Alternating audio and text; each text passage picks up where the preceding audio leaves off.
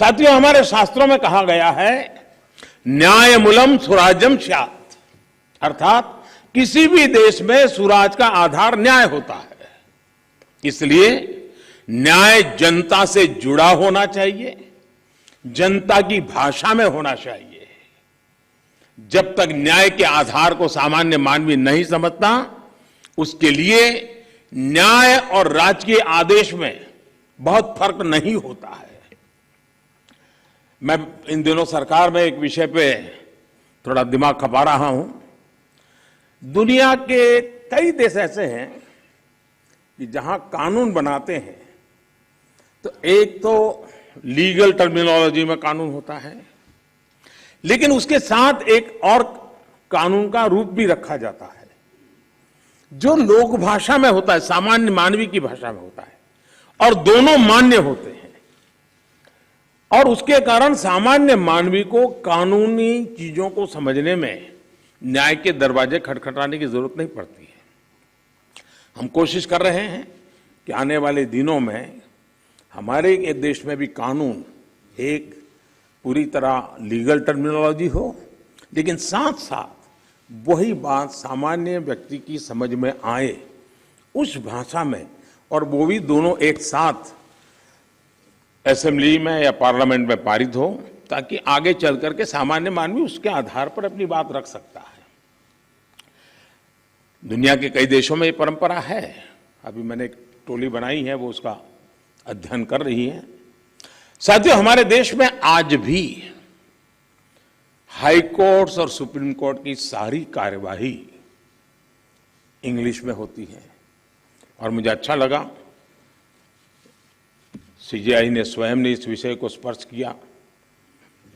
तो कल अखबारों को पॉजिटिव खबर का अवसर तो मिलेगा अगर उठा ले तो।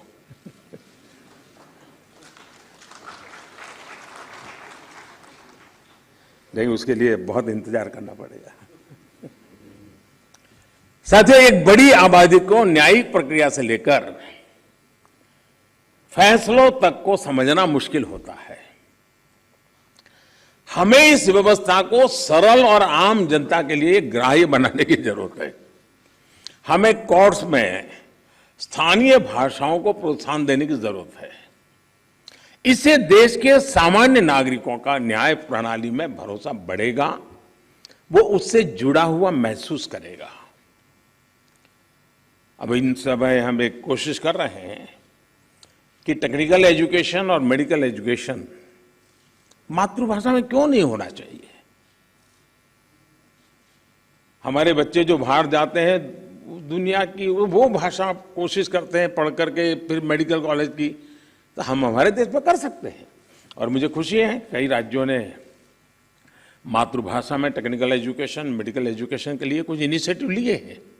तो आगे चल करके उसके कारण गांव का गरीब का बच्चा भी जो भाषा के कारण रुकावटें महसूस करता है, उसके लिए सारे रास्ते खुल जाएंगे। और ये भी तो एक बड़ा न्याय है, ये भी एक सामाजिक न्याय है। सामाजिक न्याय के लिए न्यायपालिका के तराजू तक जाने की जरूरत नहीं होती है। सामाजिक न्याय के लिए कभी भाषा भी बहुत बड़ा कारण बन सकती है। साथियों, एक गंभीर विषय सामान्य आदमी के लिए कानून की पेचीदगियां भी है।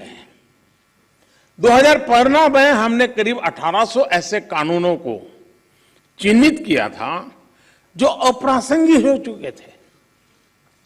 इनमें से जो केंद्र के कानून थे, ऐसे 1450 कानूनों को, 1450 कानूनों को हमने खत्म किया। लेकिन राज्यों की तरफ से केवल 75 कानून ही खत्म किए गए हैं।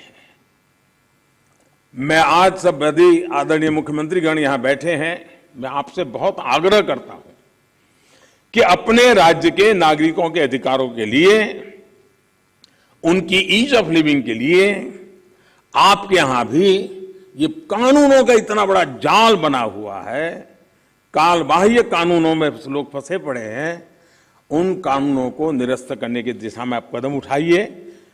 लोग बहुत आशीर्वाद देंगे जी।